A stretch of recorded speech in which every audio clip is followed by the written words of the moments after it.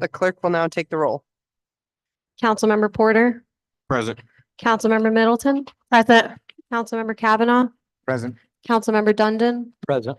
Councilmember Costi, Present. Councilmember Hotchkiss, Present. Council President Matavetsky. Present. Thank you. Right. We will now begin our discussion of legislation. I'll hand things over to Councilman Dundon, Chair of Public Works for RL 24-95, and we'll bring down our presenter, John Solak.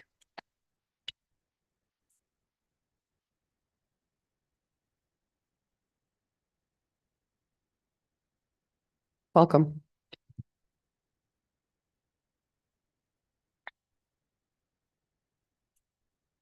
Thanks for being with us tonight, Yeah. John. So RL 24-95 is a resolution for the Clean City Initiative. Floor is Yes. yours. Yes, it is. And the great thing about this council, it's not hooked up to any prior mistakes. The only mistakes, you can break the cycle of institutional madness. The only mistakes you're going to be held accountable for are the mistakes that you continue to embrace. And I believe this was a mistake. There's no logic. Corning did it, but let's talk about Broome County. We can't say that Binghamton is cleaner because it has these bags that are provided by a middleman. And I object to middlemen. You know, and this is a middleman. It's not a superior quality bag. So for 130 years, the city was picking up garbage. I don't know how they were doing it at the beginning, maybe horse and buggy, I don't know. And that was on the tax bills. So about 27, 28 years ago, the city was strapped for cash, came up with this garbage bag gimmick. Of course, these people make the rounds, you know, it's in the government trade papers, you know, Modern City or whatever they call it. And they convinced Bucci, you know, you can free up $800,000 in the city budget. You want to, you know, that's, so they did it. I mean, this is, you know, it's almost like the city selling a water filter or a smoke alarm, saying, you know, if you don't buy the city smoke alarm, the fire department are not coming. And if you don't buy the city water filter, your tap is not going to work. So everything was going along fine. And then they came up with this. Now somebody is paying more. The people that were using private haulers before this continued to use private haulers. So it went essentially from the property owner to the renter. I mean, 60% of the city's renters. So that's where it went. Some people paid more. And, you know, it's not a great system. I can't think of anything that would justify it. Now they came up with this thing, oh, you pay for what you use. No, certain people that were getting it for nothing have to pay, you know, as part of their rent. So I don't know. I mean, it's not like, look, when this was enacted, it's not like the money went to a lockbox and the sanitation workers got a big fat contract out of it. It wasn't that way. So this is a repetitive thing, you know, where the chain can be broken, and I think it should be. Now, again, I wanted to confine the issue to, do you want the garbage bags or don't you? And if you don't, then it's the mayor's obligation, the administration's obligation to figure out the budget. They do that anyway. But if you want to get into it, Johnson City, one sanitation bill, water, sewer, sanitation. So that's the way you would do it. And it's not impossible. In fact, let me tell you something. If you isolate it, since everybody with a water meter would get a bill, that's Newman Development, that's 20 Hawley Street, you know, they would all get sanitation bills. So the actual revenue to the city, I believe, would increase. It'd just be off the back of certain people. But it is a tax that is coming with a bag. You know, that's all I can say, you know. Hi, John. Thank Hi. you so much for coming. Yeah. I know I had asked you a few questions about this. Yeah. But so perceivably, if we didn't have blue bags, wouldn't that put a halt on our DPW, the people that work to the sanitation? Are you Well- not thinking about? Well, they're used to picking up the bags now as it is. Now the city, as I understand the city regulations, it says that the bag is in a can, which was always the old system, that you place your trash in a can in a bag. So Now that they're used to it, I'm sure it would be a change for them, but,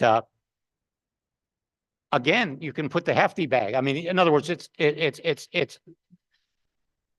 can be a bag. It just can't be, it doesn't have to be a bag that you pay for. And you know, and I said this before, people get help with their heap.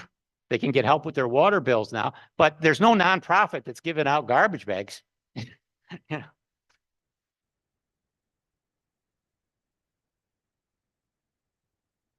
Councilman Hotchkiss? I think there actually might be, sometimes blue bags get given out, but overall, I think, whether or not it's abolishing blue bags, I think you raise very valid concern that a lot of people are annoyed with the policy and that it has some very obvious drawbacks. And I think the thing that drives me, I'm not going to say crazy, but it annoys me a lot that it promotes dumping. So if people don't want to buy bags, they can't find bags at the CVS at 9 o'clock at night on garbage night. You can throw it over a fence by the highway or right by the vacant house down the street. And it'll sit there and then it'll attract pests. And then that creates a whole host of other problems and it becomes a public health issue. So that's what comes to mind when I think of blue bags. And I think, yeah, they're in a lot of ways, they become a nuisance and we should address some, if we're not going to get rid of the system altogether, I think we should really work to alleviate some of the drawbacks. And I brought this to our environmental commission for them to review, because there have been studies that are done that say like we reduce the amount of waste that is going to the landfill, and it's thousands of tons less that is diverted into recycling, but it's just like there's not really a true measurement of where all that goes. If it's not going to recycling or if it's not going to the landfill, is it just sitting at somebody's house or sitting on the street somewhere? So there's where I'm taking a look at it.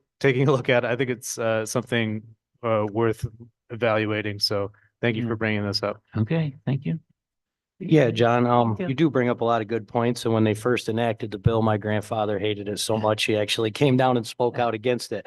My biggest thing is I don't want to just leave this with the mayor. I would like to be part of the process because being a labor guy, Right. I would like to make sure we lost no DPW jobs, no matter how we came up with a plan. But to me, I mean, I didn't know Johnson City did. I know the town of Union. And that's who I wanted to reference because I feel they actually have a bigger population and more square mileage than the city of Binghamton. Mhm. And I wanted to figure out more on how they do it. I haven't had the time. Right. So, but I do appreciate you bringing this up. And I mean, yeah, you brought up a lot of good points and I don't have anything else if any other council member does. Councilman Oh. Porter? I really appreciate this. There's been something that's been on my mind and I think about other families and how that has been pushed on mostly renters. Yeah. And so this is, I had thought about, I even looked back into my own hometown of how it can solve it or at least have some ways of solving it. To put maybe in them 20-gallon cans or something to help or whatever, to alleviate the problem of having to put those trash bags out, because then you also have animals.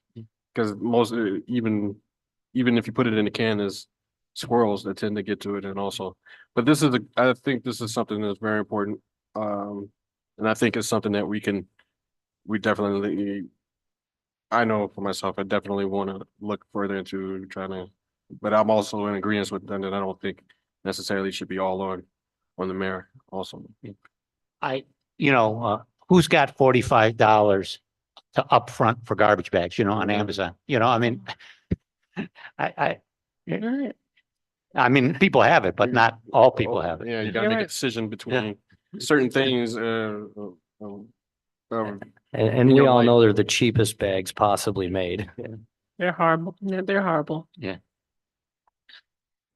so. Thank you so John. much, John. I don't Thank you, think John. anybody has anything else. Thank you. Have a good evening. Thank you, John. Next, we have RL 24-101, again in Public Works with Chair Councilman Dundon. And we welcome down Jeff Kruger, Let's see, we have Water Superintendent Matt, Marco, Brown, and Caldwell Associates. Welcome.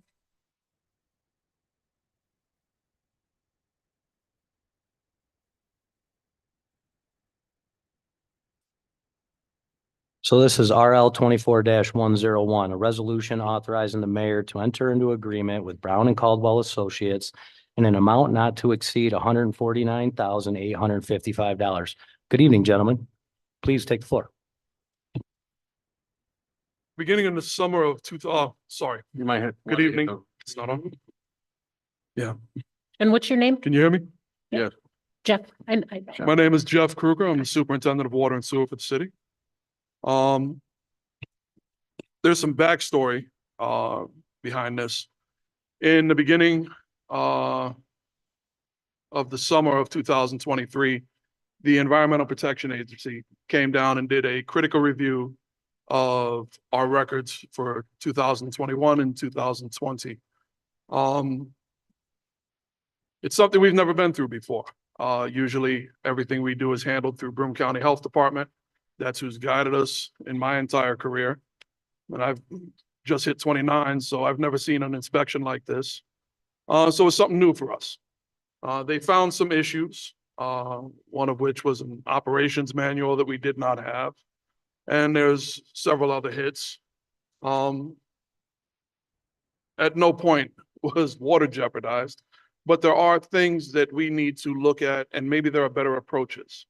And the reason I went to the mayor, we talked about this for a while, and he wanted to get ahead of this and get me the help that I needed. It's not my strong suit to ask for help in any way, shape, or form. I can handle anything until I got this inspection report. It shook my ego. Sorry, that's the truth. I'm trying to be incredibly honest with all of you. Moving forward from there, we sent out an RFQ. We went through a review process, and the people at Brown and Caldwell had an incredible list of exactly the people we need to address everything the EPA is asking us to address, accomplish the tasks that we need to accomplish, and grow from this unexpected learning experience that we're about to go through. Matt Marco from Brown and Caldwell. Let you have a couple minutes of this, so I stop babbling. Good evening, everyone. Nice to meet you in person. Prior to working with Jeff on this, my background is 30 years of experience in the water industry. The last 7 of which were with New York State Department of Environmental Conservation, and before that, consulting engineering in various roles. So I'm very excited to be back in the private sector and work with communities directly to help them through these kinds of challenges. The team we've assembled includes one of my close colleagues who is a former EPA regulator. So we have a former federal regulator on our team, myself as a state regulator, and a third person who is a water system operator, comes to us from Erie County Water Authority. And the 3 of us, I believe, are uniquely set up to help the city of Binghamton through this regulatory hurdle, if you will, from the EPA inspection. Most of the items are administrative in their nature. As Jeff said, I don't believe the city's water quality was compromised to the public, but there are layers of defense in the water industry that you want to make sure you don't, and some of those are administrative in their nature on the outside, if you will. And so we want to work to make sure those layers are fully established and robust so that the system is as successful as it can be, both administratively and with the boots on the ground that run the water system.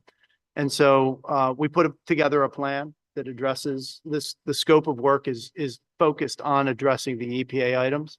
But while we're doing that, we will prepare a roadmap that identifies future opportunities for the city to consider in taking yourself to the next level, if you will, So if you so choose to advance or invest further in those kind of opportunities. And those could be, one of the things that we plan on doing is advising the city on grant opportunities specifically, where I have a lot of experience in New York State government, but also my colleagues who work with federal programs across the country. As well as not just to get through the O&M hurdle that Jeff mentioned, but establishing protocols and procedures that we can share from other utilities across the country and across New York State that will be the best practices in the industry. And Jeff can implement those, and many of which he's already doing. But being exposed to those and through this opportunity can make the city even better than it already is. So Did that audit happen because the EPA updated guidelines or something? it's a great question. Do you want to take it, Jeff, or do you want me to? I'll attempt it. They have a schedule that they adhere to. So apparently once every 30 years is the schedule. They hit Yeah. us. They inspected us, Endicott, Johnson City, Vestal. The issue becomes we're a large water filtration plant. The other systems are all well water systems. Far more simplistic in their design and what they have to do daily for water quality. So I think in addition to that, the EPA created an inspection program in addition to their audit. So this was not technically an audit Okay. or what the state would do, which is called a sanitary inspection.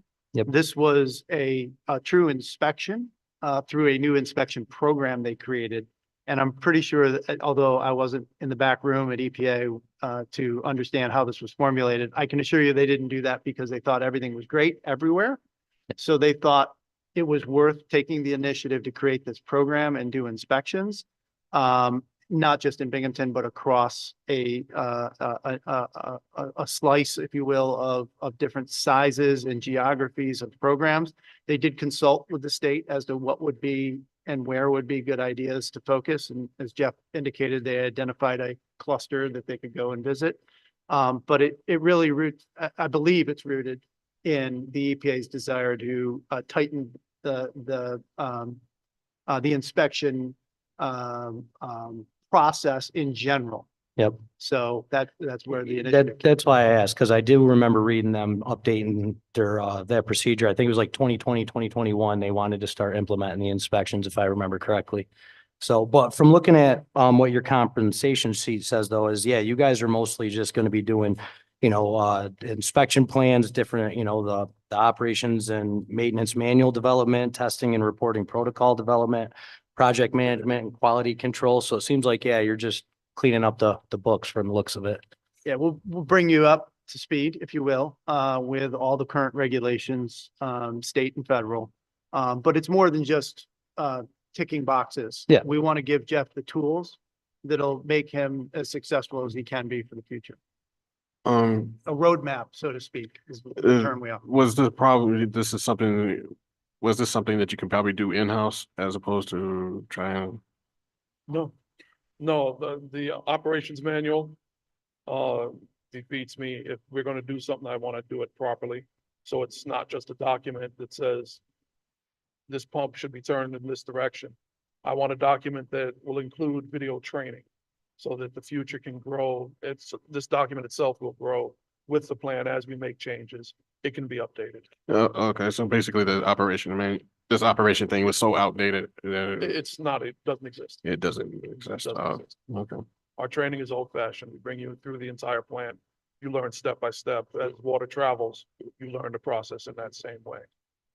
So, but that's just how we've always done it. I've made some changes to the training program over the years, but it's always been, you learn as you go. This will be the first time we put all of that together in one comprehensive place. It'll be digital, so we'll have different access points to it. And like I said, it'll grow with the plan as the years go by. It'll still be a relevant document and still be something everyone can gain some form of training from. So, if I'm gonna do it, I want to do it right. And I have to do it, so Yeah. there's no question about it anymore. I didn't see any list of references in what we were provided. Can you provide some references for us to reach out to? Sure, for Brown and Caldwell? Yeah. Yeah, sure. Yeah, just- Absolutely. Our proposal to the city has a list of Okay, references, Maybe I skimmed over. it. both for individuals and as a firm. I, forgive me, I don't remember the table of contents. It was just a whole 2 or 3 weeks ago. So, so the project team is described on page 10. The project experience or project references is on page 13. So, Okay. I think we, Oh, okay, so I don't We know. got a page Apologies, I don't know. yeah, we only have. We just certainly can make this available digitally, for everybody. thank I you. can do that and have it to you all tomorrow. Jeff, is this a time sensitive issue? In some regards, yes. I believe the mayor wanted to expedite this. I'm not positive how he brought up the RL. We do have some things that are time sensitive. One of the things that they hit me on was a timeline on when they want each step reported. Annual water quality is due May 31st. Yep. I'm definitely gonna need some help with the language, because that's one of the things that we're having trouble with. I'm being straightforward and direct, and they're asking for specific language. They won't tell me what that language is. I can't even find a cheat guide to it.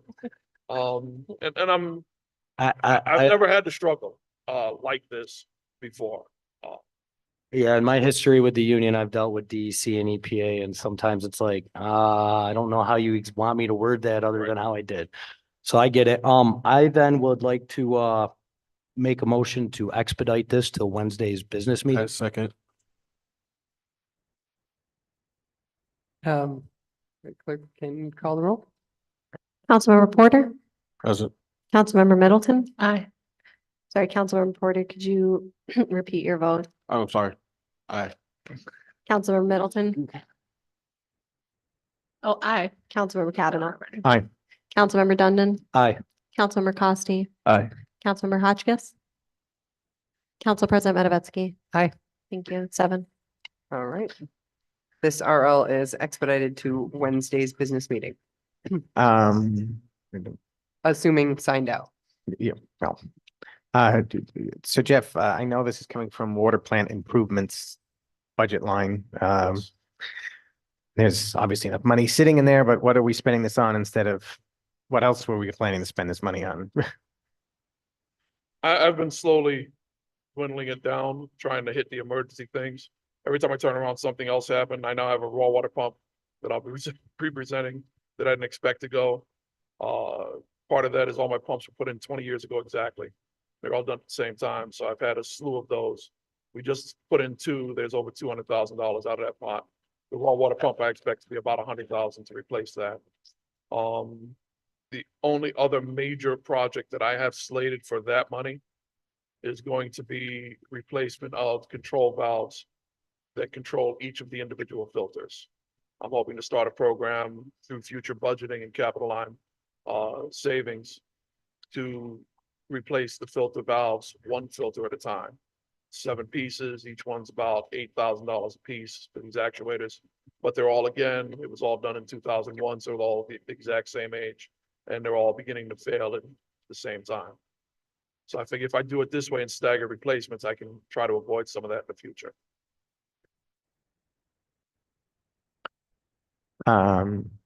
So I guess another thing coming down the pike is increased filtration for PFAS, correct? That's possibly coming down the line, That's, so, It's our only spot that's gonna be an issue. okay. So And then, so how much of this plan is I know there's a little component there identifying further funding sources and stuff. So being forward looking, what do we have coming down the line as far as new regulations and requirements, and how good will this report be doing in setting us up for what will hopefully be funding from upstream to help comply with these new regulations? Yeah, so in the grants, obviously, will be opportunities that will prioritize and strategize what to go for based on the needs.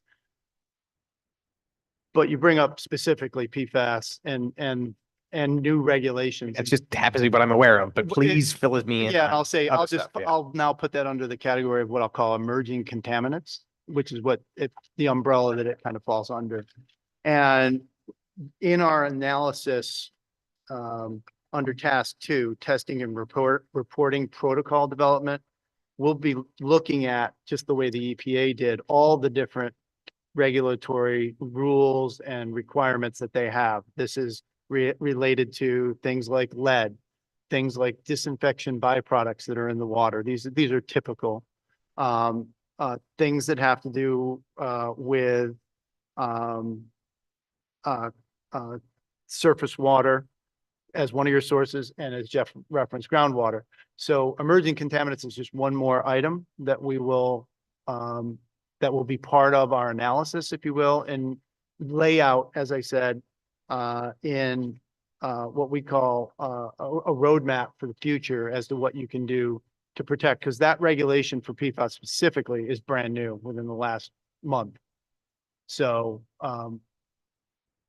EPA is aware of it and makes mention of that, if you will, in the report, but it's not yet something that is a requirement that the inspection revealed.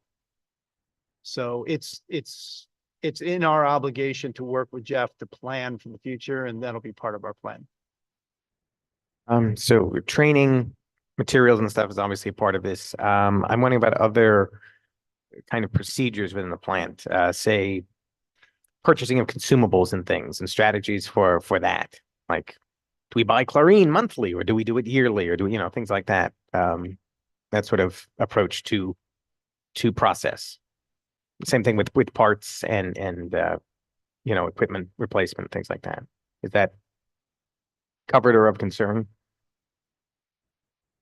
I think so. I believe that part of the operation and maintenance manual will address some of those things. I don't know if we're going to go as far as consumables on those things, unless some issue came to light that I didn't understand. Chemicals are bid, and we are victim of the market as anybody else. But every last process that we have that I can possibly get them to analyze and or just comment on, I'm going to do it. You don't get these kind of opportunities very often from my perspective. I'm usually, let's be honest, it falls on me. My decision-making abilities, my processes, my implementation. This is a chance to have a huge amount of experience come down and work specifically for the goals, my goals, which are the betterment of the plants, how we do things, what we do, and future facing. That's what it's all about. What is it going to be like 5-10 years down the line? Not just my vision of it, but what is the best vision in using other people's ideas and practices and trying to implement the very best for us. Under task 5 on the preliminary master plan development, item C says computerized maintenance management system, also known as a CMMS. That is something that the city has invested some resources in, but not, I'll say, all in on. We plan to take an evaluation of that as to where they stand, what could be improved. And out of that will likely come, I'll say, that's where the operation and maintenance, the rubber hits the road potentially. You can either do it with institutional knowledge, as Jeff often is referring to, how training happens and decisions get made and things get fixed, or you can jump to the next level into the CMMS system. Jeff's doing that with O&M as an O&M manual, modernizing the O&M manual. There's these other tools that are out there that can take the city's water system to the next step. So hydraulic modeling, GIS mapping, CMMS, SCADA systems, that's the supervisory control and data acquisition of the water system. Those are tools that are state of the art water systems are using in the industry. And we can evaluate those And then the city can decide if it's right for them or what size, what right sizing of these systems is right for them. Because you can do a little bit or you can go all in. And, for example, we do program management for Philadelphia Water Department. They struggle with these same questions and they work with us and we work with them on these same issues. They are Okay. no different. So it's a much bigger city, so we know what's Sure. going on with our fellow municipalities in Broome that are mostly well-based. What kind of boat are other municipalities our size in confronting some of these regulation stuff? I mean, how are we in good company? No, and that's why I bring up the Philadelphia Water Department. They are in some ways seeing the same things as Binghamton and Binghamton seeing the same things as they are, as are other communities across the state. I've worked a long time previously with the city of Syracuse. That was a client of mine, from 2004 to 2013, 15. We get together every year at annual conferences and we talk about these issues. And many communities are struggling with these emerging contaminant issues, current regulations, inspections, dwindling resources, a loss of institutional knowledge, with the great recent retirement, as well as, there is a lot of funding available through grants and opportunities, but there aren't a lot of staff to administer those grants and see them through as project managers. So the consultants are being brought on board in many cases to augment the city and county staff to see these things through. And then, as I always say, my best compliment is to work myself out of a job so that I've helped the community and they can move on, have the tools they need, and I can go help the next community. So. I was looking this over with all the tasks. I saw the task 6, the grant funding opportunity identification that was crossed out. What was, or I don't know. It has a line through it. I don't know if that was a issue. I don't think it's crossed out. Okay. I was just about to ask what was the issue, why it was being crossed out. But okay. Our copies have a red line through them. Have a line. Yeah, Mhm. it has I a read line them through it. My copy. I don't know if anybody else got it. Same thing. It shouldn't be there. So does the funding would basically be following on federal and state mostly on that, or? I should add that a lot of the federal funding that's out there right now, not all of it, but some of it flows through the state. So it augments existing state programs like the state revolving funds. And so we would certainly be recommending applications to those programs because the opportunity for funding is higher. They're giving more grants and giving larger grants. But this task specifically, and why we call it identification, is we want to work with Jeff to better understand where his needs are as a whole, and then prioritize those and then tackle those as, all these grants have different dates, different requirements, and we would work through the list, I'll say, on a priority basis. Because the city also needs to be willing to walk through that door once you win the grant too. In the old days, you throw the net out, see what you win, then decide, well, maybe I'll go for it or not. State really frowns on that. You really need to be ready to accept the grant when you apply for the grant. If you're not willing to do that, it can impact your future grants.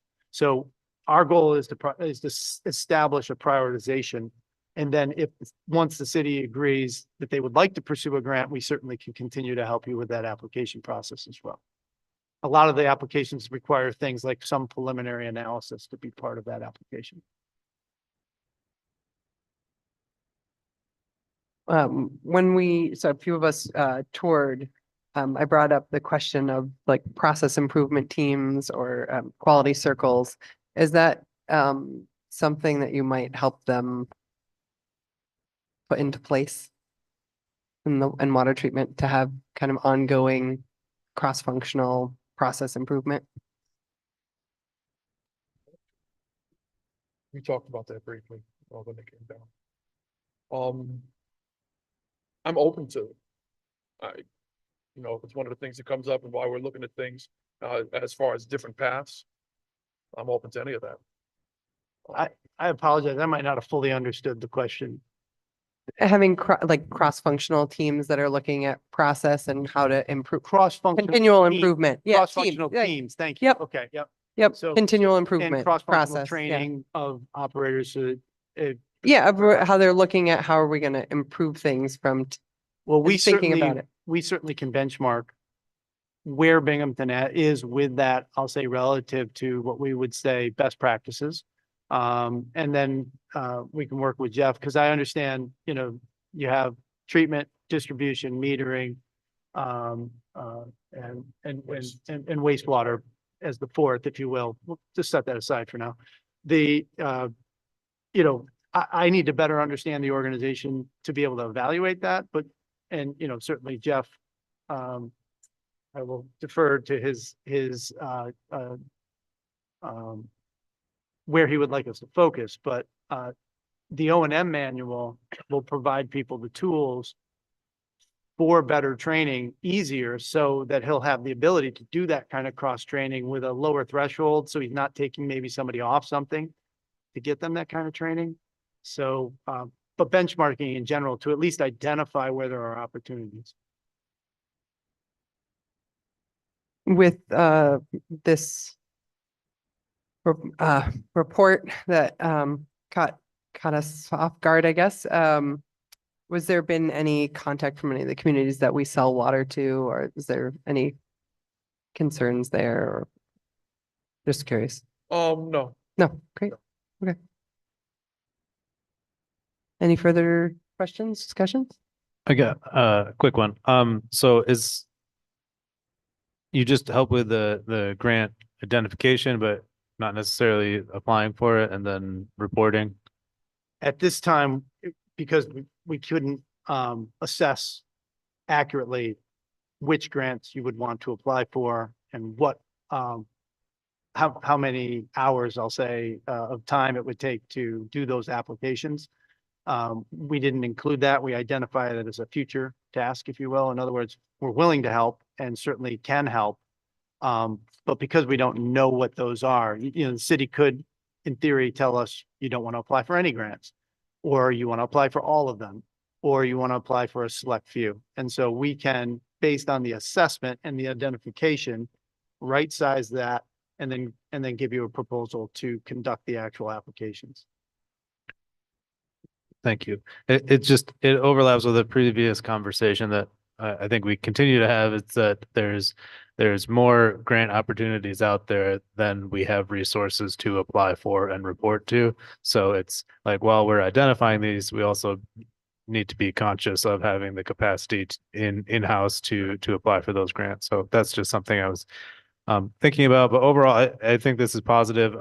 We've collectively been thinking about 5-year plans for different departments, and I think this would be a good kickoff point for that to be set in motion for the water.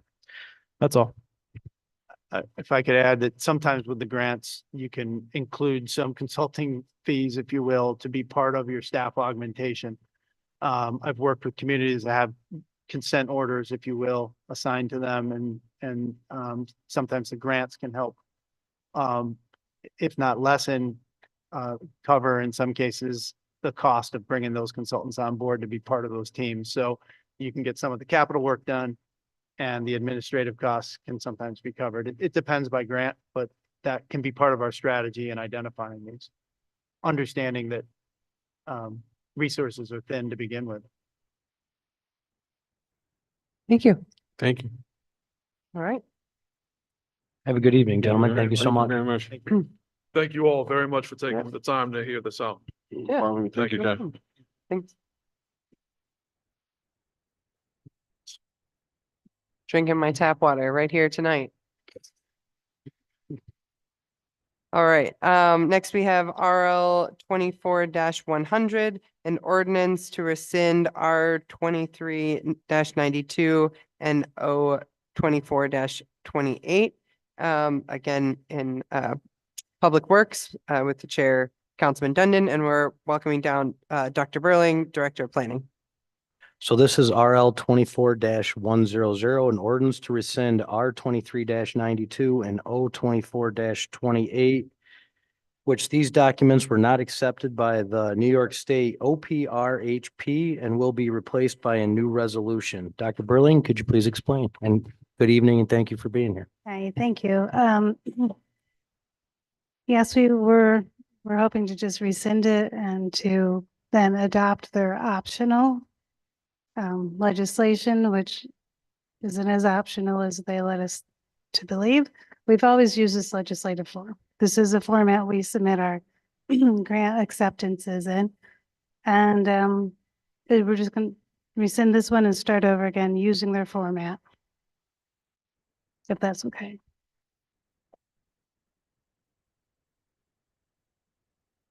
Is this something that is time sensitive? Yes. I'll make the motion to expedite this. I'll second. Thank you. Go ahead and take a roll. Councilmember Porter, Aye. Councilmember Middleton, Aye. Councilmember Kavanaugh, Aye. Councilmember Dundon, Aye. Councilmember Costi, Aye. Councilmember Hotchkiss, Council President Matavetsky. Aye. Thank you. That's 7-0. The RL 24-100 will be expedited to Wednesday's meeting, assuming signed out. Okay.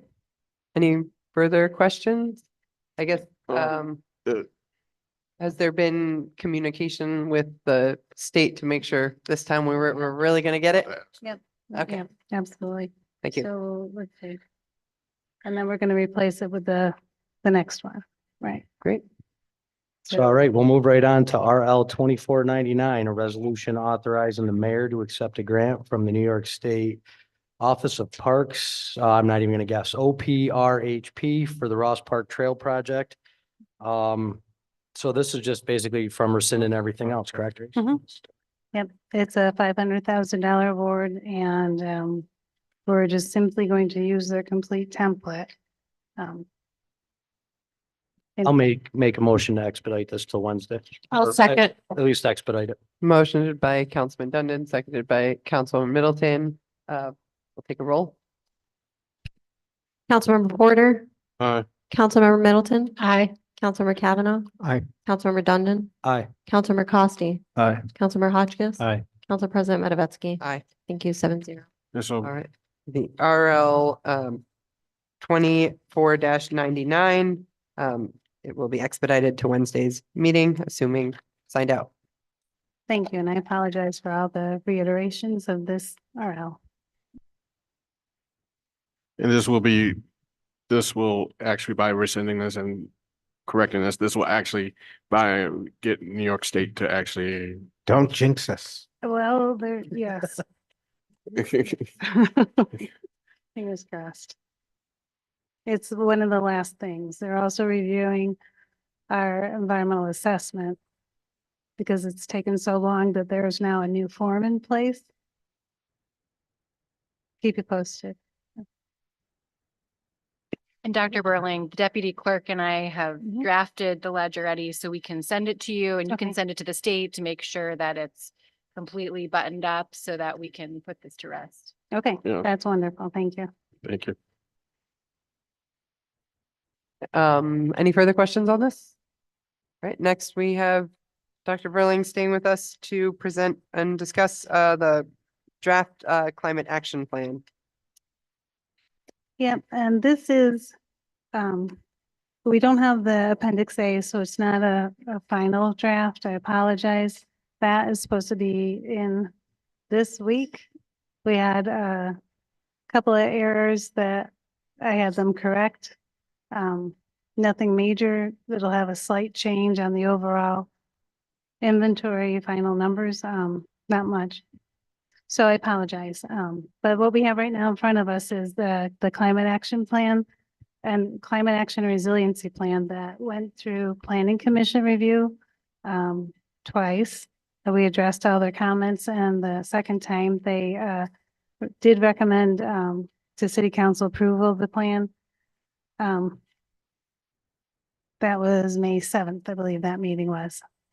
Okay, so this is, the mayor requested January 23rd that we update the 2011 climate action plans, the first plan we had. And this is kind of the outcome of it.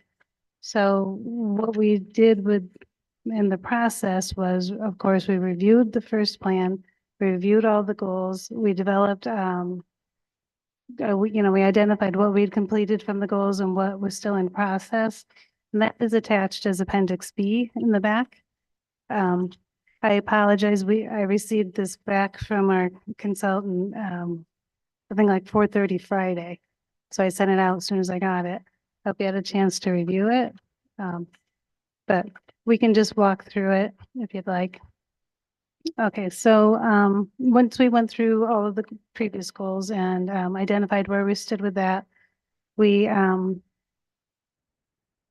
public meetings to identify issues that the public had regarding climate action, resiliency, what the main concerns were. We formed a task group. We held a couple of pop-up, tabling sessions at the farmer's market, at Trucks on the Tracks, and we received comments from the public in that way also. And we identified that the primary issues of concern were flooding, extreme heat, extreme storms. I think those were the primary categories. And so that's what we focused our research on, looking at how, wildfires are actually becoming a lot more prevalent in the area. You remember the smoke we had last summer, and we really didn't have a process in place to manage, to tell people what to do to get out of this smoke, no places for them to go. So that's something we're addressing with this study as well, that kind of culminated in this plan. But I wanted to kind of walk through, if you don't mind, the timeline a little bit. I'm having them add into this also. The greenhouse gas baseline report was written in 2006, and that's going to be inserted into this timeline here. We're correcting, our original assessment was at 67% reduction, and it is now 64%. So there's two locations where it indicates a 64% reduction at the mayor's message and in this timeline as well. The other changes in here are typos that just drive me crazy. I can't modify it. It's in some PDF document that I can't access. We don't have the software for that, I guess. So whenever I make changes, I send it to them, they send it back. Okay. So moving along, please stop me if you have any questions. I did. So there's one of the sections, it talks about making sure that we're getting input from marginalized populations. But I didn't kind of feel that I captured from the reporting of how outreach was done, that was necessarily done for this report. The outreach wasn't targeted. It was just public General, meetings and yeah. right. And then we did additional review and research and it says further down, I think in the study, the definition in the heat vulnerability index, it's spilled out into 4 different categories, and that looks at isolated elders. Let's see, I can't remember the whole list of them, but we used that. Unhoused, and there was a number of them. I guess I saw that those listed out, but I didn't see how Right. that stated desire to get input from them and keep them in mind was done in generating this report. We didn't do targeted outreach, but we used the research available, the environmental justice, identified areas overlaid with our flood map, and holding the outreach activities at different hours in downtown areas. We had a broad spectrum of people. So the farmer's market is where we had a lot of very interesting comments raised from their Trucks on the Track wasn't as much of a mix of comments, but and then at the Porch Fest. So I think we got a fairly good spectrum, but yeah. Oh, and during this whole process, we were also going through the procedure of being, hopefully, we did become designated a bronze climate smart community. So that was also a pretty rigorous process. We got that. It was last October, so. All right. So moving along. All right. So, during the public meetings, we identified issues of concern. We use that information plus results from the greenhouse gas inventory to kind of help establish our goals. We could walk through this page at a time, or if you'd like to just move on to the goals discussion, because that's. Well, let's look a little further. I don't want to take up a lot of time, but They talk a bit, on, was it page 2, 3, about cities growing, but I didn't see any comment about cities contracting in there, right? In terms of like climate change and stuff, population? but one of the things that our area's seen is Oh, yeah. cities shrinking, not, We- and how that, I'm sure that still has its own set of impacts. Yeah, we're moderately we're stabilizing, I guess, in terms of population, and that wasn't an aspect of the climate change review, but we have looked at that in different plans and studies. So, okay, so we're all familiar with all the flooding events we've had, right? So we had the two big ones, 2006, 2011, and then we have the small, frequent, repetitive floods. And it is just becoming an increasing issue. The east side, I'm sorry, gets flooded every time, right? But one of the issues is that with the increasing rainfall events, snowfall events, there's just more water in the systems, and with the increased runoff from pavement, basically, our flood walls are the floodwaters are hitting the freeboard space too often. If it goes within, the freeboard is 3 feet above the top of the flood wall to the floodwaters, and if it goes above that too often, then you risk having your flood walls decertified.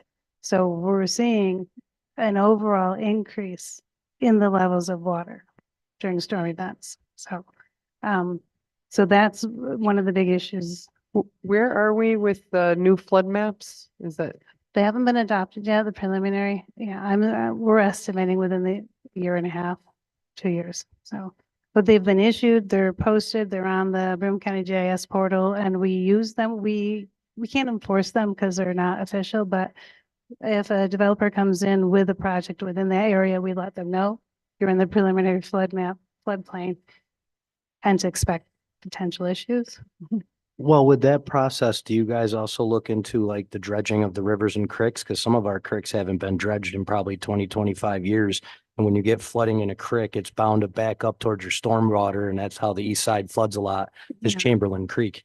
Yeah, well, Chamberlain Creek is on our list. That's one area that we were really hoping with a grant to have that area restabilized or just done differently. Yeah. Yeah. All right, so moving on, the extreme heat and the wildfires, if you noticed, I made mention to the heat vulnerability index, and can you hear me okay? Okay, the 4 categories that were, here we go. Reviewed to identify that, and Binghamton is in the bright orange spot. Language vulnerability in our community, socioeconomic vulnerability, and then environmental and urban vulnerability, as well as the elderly isolation. So those all kind of lead to a higher vulnerability in our population. Mainly with our older housing, we don't have, a lot of built-in AC, and air conditioners are expensive. And so we're having issues with that. So, okay. And we're also seeing repeatedly increasing temperatures on a regular basis. we're also in a wildfire zone, and we are at, I can't read the writing, I'm sorry, but we are increasing our, we're not increasing it, but the potential for wildfire is increasing in our area. Just due to the droughts and sporadic weather. So that has combined with impacts from smoking, or not smoking, sorry, smoke resulting from wildfires, which is a category concern that hadn't really been considered in the previous climate action plan. So this one, we're looking a little more towards dealing with these issues right now, and then resiliency. What can we do to change our practices to help alleviate some of it? Okay, I'm gonna, if you don't mind, skip through the public engagement part. Because that, or do you want me to walk through that? We had a climate action task force. We met twice. We had 2 public meetings, and we had 3 pop-up events. And we had a write-in comment form online, and as well as we did a commuter survey for employees. And there's just, this is a synopsis of some of the responses we got from the public meetings. Okay.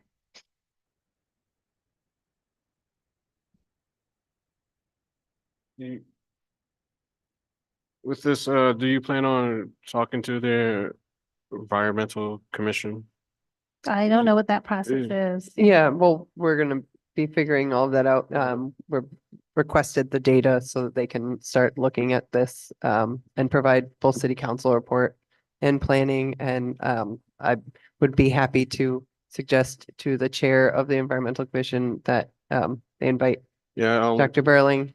yeah, the only thing when I saw the public engagement, it just said only the planning commission, it just, but I'm guessing because the environmental commission is fairly new, is back up to this is to try to keep them up to speed, I'm guessing, correct? Yeah, I mean, I guess that's a good thing to start discussing, like how future things like this interact with the environmental commission existing. Yep. Um, It wasn't. It didn't exist when yeah. this process right, started, right? right. Right. Correct. Okay. So there is a section in here on the greenhouse gas inventory, and the initial results are very encouraging. We had if you look on page 4-2, there's 2 lines, the dashed line and the solid line. The solid line is the location-based reductions for, this is just for the government, municipal operations for all the buildings. The dashed lines is adding in the renewable energy credits that the city purchased. Actually, we purchased over 22,000 megawatt hours of green energy to run city operations. And that increased or reduction. That doesn't sound right, but it increased our reduction to 63.5%. And I'm not sure if you're familiar with the renewable energy credits, but each credit is equivalent to 1 megawatt hour of energy that is generated in a green, it has to be green energy, renewable energy. And so we bought 22,310 megawatt hours of green energy. All right. So moving on to, let's talk about the, okay, community inventory. We had about a 52.7% reduction. And if you just look on page 4-4, you can see the 2006-2022 categories. The biggest reduction was residential energy. So using less and using more green energy. A lot of the benefits that we're seeing in this is from New York State's efforts to green the grid. So we're definitely benefiting from that. And this is going to help us meet our targets easier for next year, because our primary goal next year is to be net zero carbon. Can I slow you down right there? Sure. I'm curious, if there's any way of understanding how much to attribute this reduction to the city of Binghamton versus like statewide efforts versus In federal fact, we efforts. did that. It is, even if we didn't factor in the, let's see. We would have had a 33% reduction, so we still would have met the 25% goal, which targeted goal that was established in 2011. But it would have been at 33% if the energy grid wasn't as green as it is. So, and we do have a high use of electricity, which is beneficial for calculating these inventories, and a high rate of conversion to electricity from fossil fuel. That is spelled out in here. And it goes into more detail in the full report, so. So it was difficult. Here we go. It's on page 4-5. If you can see up at the top, it's in bold. There, okay. The one issue we did run into was with transportation, identifying transportation emissions for the community. For the municipal government, that was easy.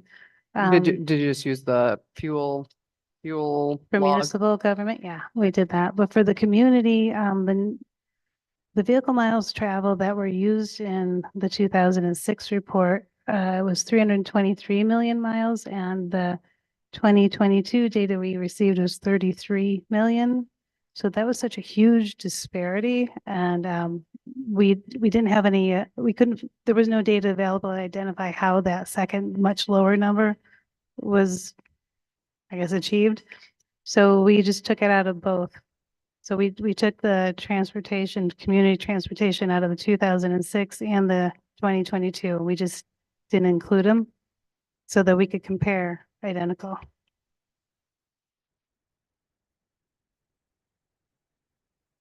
And that's discussed here briefly, but it is more in detail in the full report. Oh. I was curious if you have a NICEAG contact that you could share with us as someone we could reach out to. We do, I can't remember. We use We can follow NICEAG up. and Constellation Energy, so there's a couple of different energy sources. But yeah.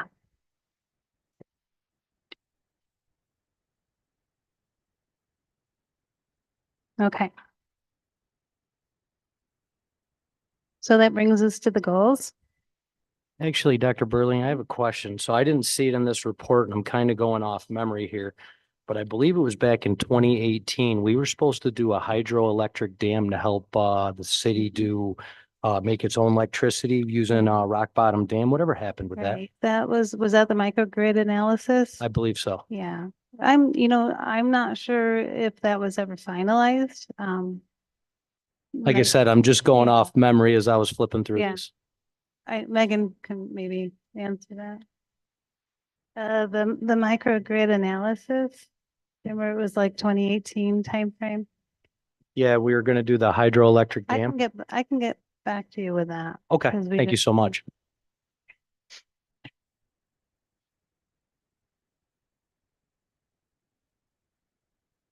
All right, want to walk through the goals? Okay. All right then. So we broke the goals down. We built from the 2011 plan, and so we kept it kind of in the same frame. So we're starting with buildings and energy. We did combine like government goals and right into that as well. So our primary goal is to have a net zero carbon and energy efficient city facilities, operated facilities, which is fairly rigorous goal to set, but we're already, well on the way, and the grid is becoming greener and greener. And so with some of these additional actions, we can do it. It doesn't mean we're not producing carbon. It means we'll be offsetting as much as we produce, making it a zero.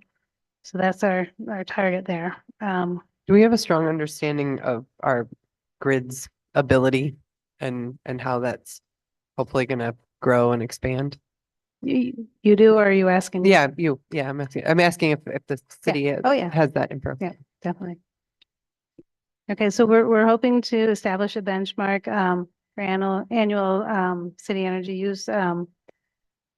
Just to make it easier to identify and do greenhouse gas emission reviews on a more frequent basis. It really helps to identify where you need to target with that. We're looking at a municipal energy master plan, engaging with an energy performance contractor. We're hoping to have additional on-site energy production, renewable energy, for example, rooftop solar on the buildings.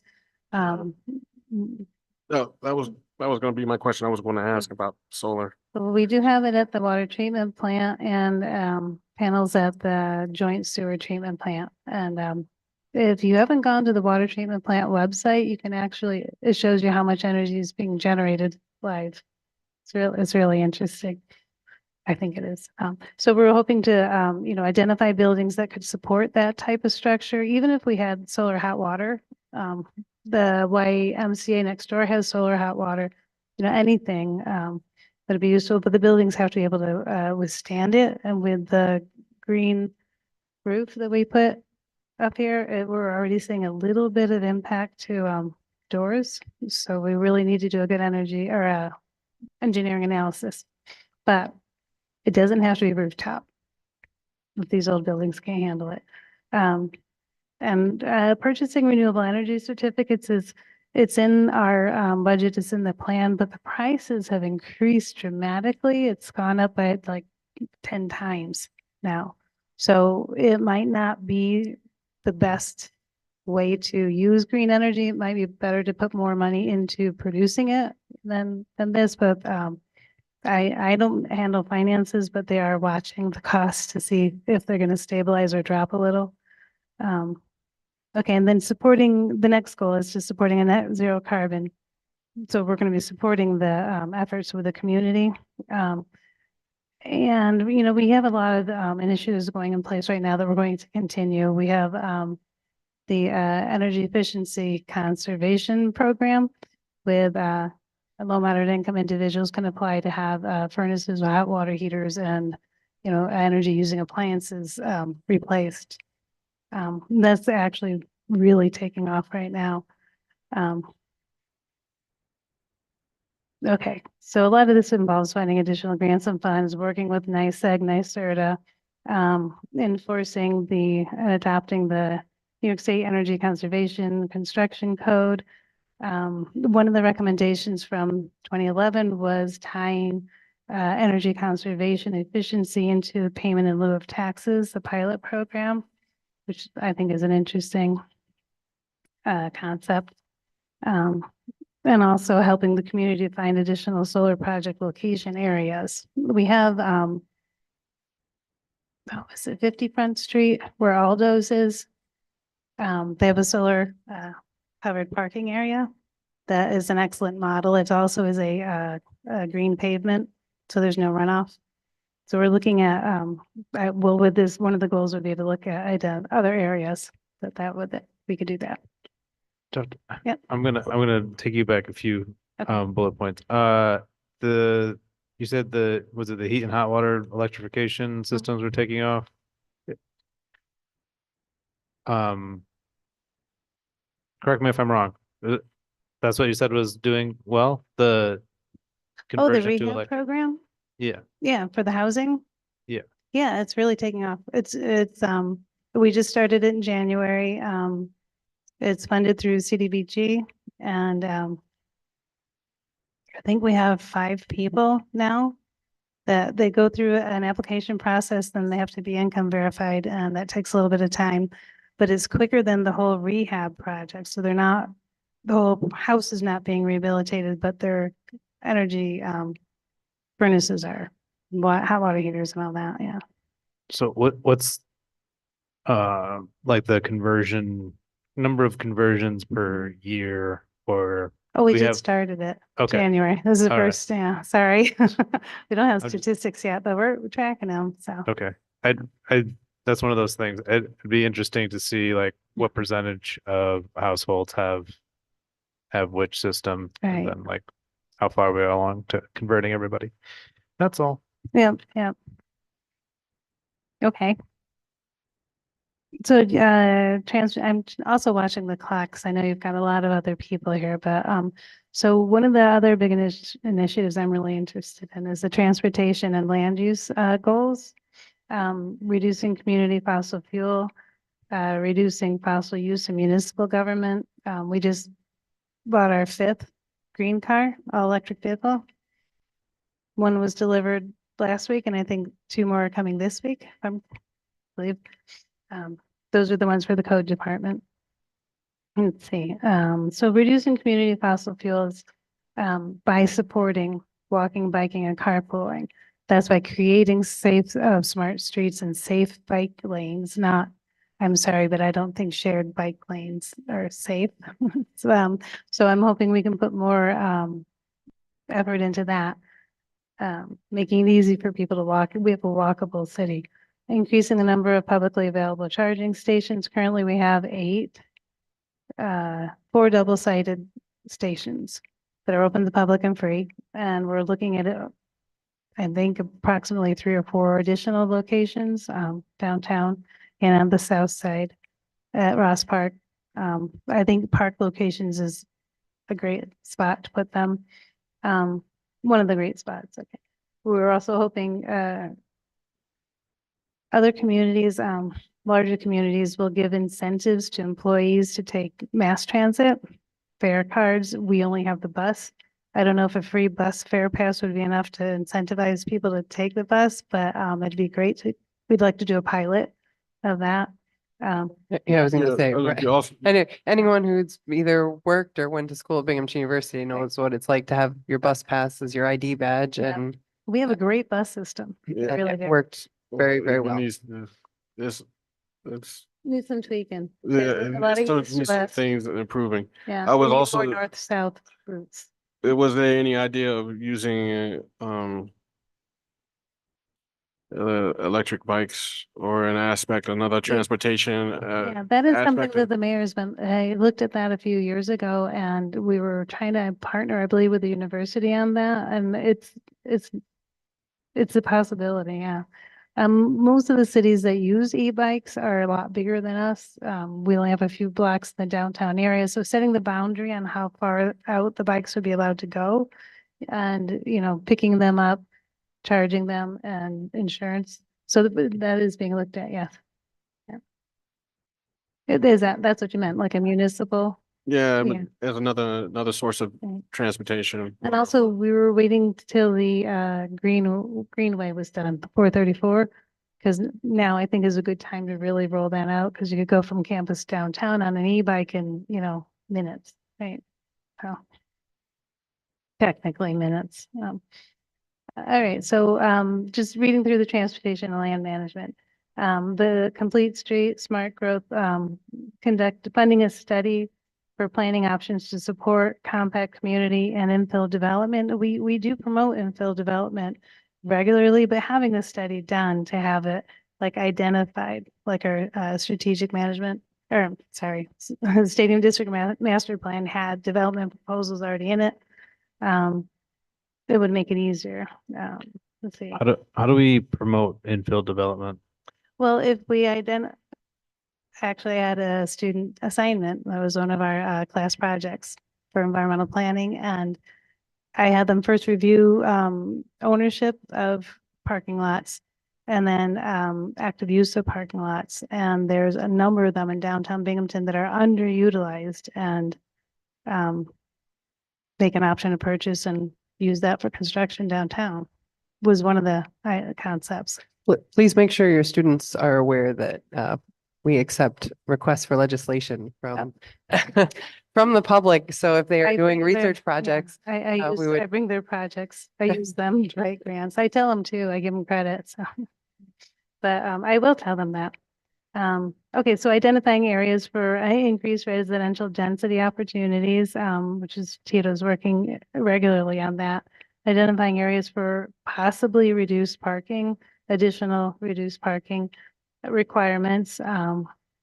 Identifying areas and developing a policy for low emission zones. That could either be time-based, either time and date restrictions, or just areas where cars aren't allowed.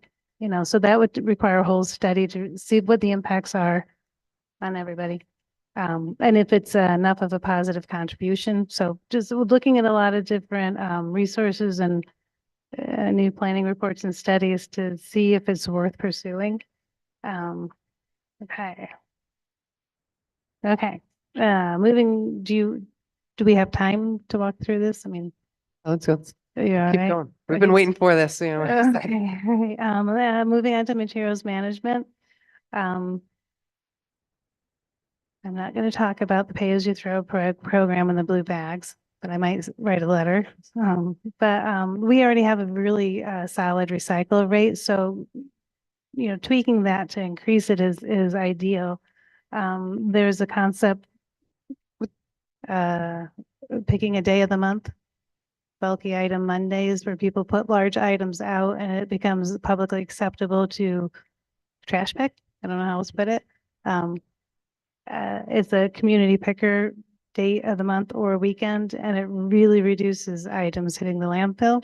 When we had the pink stickers, people had to pay to dispose of bulkier items and they tended to store them. So by removing the pink stickers, people are putting stuff out.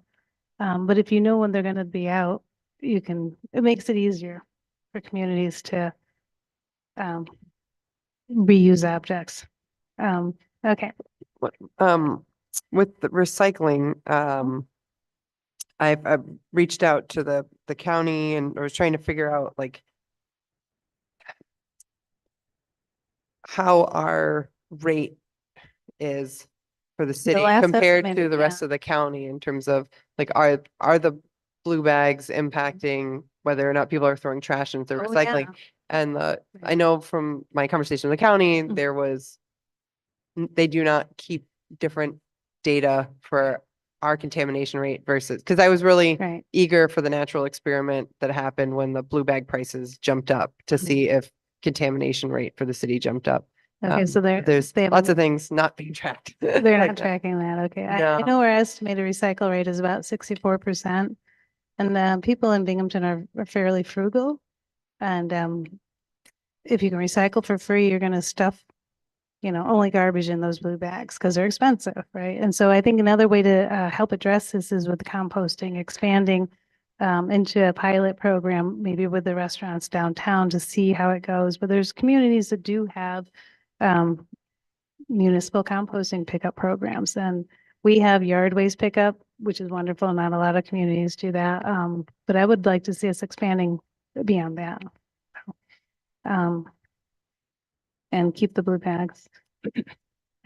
Let's see, okay, fully adopting the New York State green purchasing program is an excellent way to make sure that when we buy for the municipality, we're buying things that are already have a lower emission rating, all right. Okay. Moving on. Agriculture, urban forestry and open space. One of the best ways to reduce flooding is to keep green space green and to add to it, removing pavement, replacing it with permeable pavers, green pavers, anything that allows water to absorb into the groundwater, keeps it from running into the river, which reduces that impact of localized flooding. We have, Vines is wonderful. We have the downtown Binghamton Urban Farm. When we had FEMA buyouts for properties, we helped to expand the farms by, allowing use of those properties. You can't sell properties that have been part of the FEMA buyout, but you can have a long-term lease. So we're working that, and I'd like to see that process continue and expand their downtown urban farms. Working with our economic development officer for support of agricultural services and business opportunities. They've been wonderful at promoting the farmers markets. Having a local end point for the farms, the local market, it helps to really drive the success. Let's see. Reviewing Chapter 410 zoning for inclusion of an agricultural land use code. And having composting and beekeeping added as an allowed accessory use. would require studies, but I think that would be positive. Let's see, I'm working with the Broome County, Creating Healthy Schools and Communities grants to help develop involvements with the schools and the Binghamton Urban Farms. Let's see. Increasing carbon sequestration is a goal through urban forestry, open space conservation, preservation, and expansion. We have an excellent plan, our tree management plan for replacing tree loss on public property. That we need to continue. It should be probably updated. Continue expansion of our tree canopy through the city and apply for the urban and community forestry grants, which I believe we did submit another one. All right. And then adopting an open space policy to allow for open space districts to be developed. The policy would include a review of existing open space and kind of prioritize which are the most crucial. But without a policy, it really won't, there's not a lot that would drive that unless we apply for grants. The last category here is the climate resiliency. I've already been, I think I've taken up at least 20 minutes. So I got one comment though. okay. All right. I know, so we have like replace tree loss on public property. It'd be cool, or I would appreciate if there's also consideration for private property to be a part of that. Okay. I know, we haven't done it in the past and I'm not sure why. right. So I would have to check with Parks to see if there's a reason we don't get involved in private. I know somebody that's like their job on a larger scale is to find private landowners that have fields and try to forest them. And so it's working with private landowners should probably be part of the plan as well. Okay. Got it. I'm curious about the discussions on using municipal buildings for emergency conversion to public cooling and warming centers. Right. So what does that look like? And We have no, we would have to identify like which buildings we opened up the first floor at City Hall during severe cold weather and it was overrun and we didn't have enough people. It was a kind of a knee-jerk reaction. So because of the weather, temperatures are so low, but it shows that the need is there and we do have the space, but there has to be a plan in place on how to, safely house people rapidly. And the first step would be reviewing buildings themselves to see which are eligible, which are not eligible, and what the space available is. And then identify what the needs would be and what material, if any, would be provided to people coming in. The biggest one that I was concerned with was for smoke inhalation from the wildfires. We really didn't have a plan in place for the public. I have asthma, a lot of people have asthma, and people were calling and saying, what do we do? Do we turn off our air conditioners? Do we open the windows, close the windows? What's the plan? Where can we go? Is there somewhere safe where we can go and just get out of the weather? And I said, go to the movies, go sit inside in a very well ventilated air conditioned. But then Broome County had turned off their systems. They didn't want, because it was bringing air in from the outside. So, but that's something that I think we need to really look at. What is the best way to handle it? And how quickly could we turn a place open over, to bring people in for smoke issues? And then in terms of reducing energy use, brownouts, blackouts, if we're converting to electricity, all electric so quickly that the grid isn't able to support it. If we're issued a warning or a notification, how quickly could the city implement a reduced energy? The university has a process in place, but I haven't met yet with Public Works to see if this is something. So we put it in as a goal, just to, where was it? To be ready for when we hit that, because if we don't have our microgrid, we have to keep, the emergency facilities running. Okay. So these are all going to be flushed out from Yeah, those are. goals to like full like Well, those are projects goals or? and then on the right side are the actions. And so each action is itself like a mini kind of plan. Mhm. So these take a while to fully implement. Right. So, but, and then you also have to identify funding, like in our comprehensive plan, the whole goals and actions section includes potential funding sources and then responsible departments. So that has, that's not added into this, but planning wouldn't be doing all of this. So we would work with other departments and help find funding for them. Once, the goals are in place and adopted, that gives us a lot of leverage in terms of grants. I guess my eye just keeps going back to the cooling, warming centers and Mhm. whether or not where we're gonna be at for Well, I coming know winter. the libraries are like unofficial cooling warming centers. And they have issues with being able to house the people effectively without any additional resources. So that would be a budget issue. Right there, but we do have buildings, we do have space, we do have the ability, but that's all I know.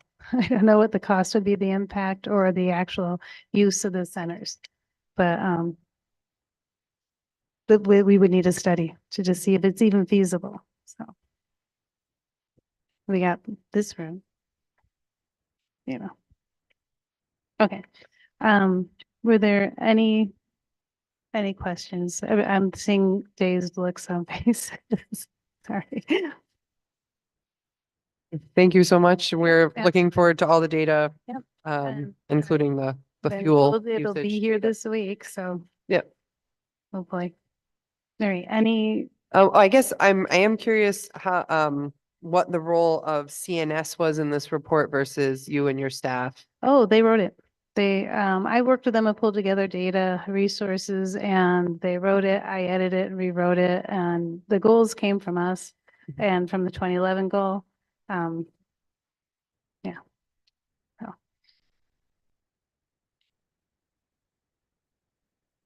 Yep.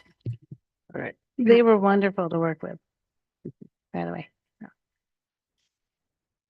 Okay.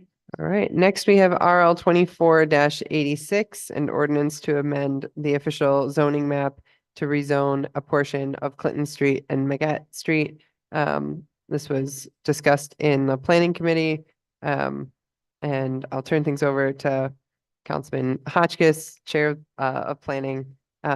If Tito Martinez, our Assistant Director of Planning, is interested in coming down, you're welcome to. I'm mostly going to be referring people to make sure they watch the videos. Hi, Tito. Thanks for being here. This is RL 24-86, an ordinance to amend the official zoning map to rezone a portion of Clinton Street and Magat Street. So like President Medvedevsky said, we already discussed this at a planning committee meeting last week, but I thought it would be useful to have you here to explain any questions and just go over this real quick. So I don't misspeak about rezoning. Sure. The map. So the purpose of this is to rezone several parcels towards the east end of Clinton Street, all of which are currently industrial, into two different zoning districts that would allow mixed uses, including the development of residential units. I can go into specifics about what's going to be rezoned to what if this is adopted, or I can just field questions.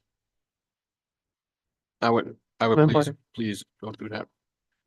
So 31 to 43.5 Clinton Street would go from industrial to neighborhood commercial. Neighborhood commercial is what most properties that front on Clinton Street are. So this would be sort of annexed to an existing zoning district. The purpose of that would be to allow mixed use. Industrial zoning districts do not allow residential. So making this commercial would maintain the character of Clinton Street to some degree because it's a commercial corridor, but also allow dwelling units to be constructed. 4 to 10 McGatt Street and the Boys and Girls Club, again, would be rezoned to C4. They're inappropriately zoned industrial right now, in the planning department's opinion. Rezoning that area would make the existing homes on McGatt conforming with zoning. Right now, they are legal, but they're non-conforming, meaning they couldn't expand. They couldn't add units. They couldn't build an addition. They couldn't increase or add to the residential activity because they're in an industrial zoning district. So this would change that and allow them to just continue to be residential and expand if needed. So that's 4 to 10 McGatt and the Boys and Girls Club. And then 2 Titchener Place would be rezoned to I1 industrial. Yeah. That's like in the back. Like Right, across the street, yeah, across the street from the bodega and everything else. 2 Titchener? Yeah. Yeah, that's the big industrial, What is the this vacant industrial industrial building, on the south Next side to- of Clinton. Next to the railroad. next to the Yep. railroad. Yep. Yep.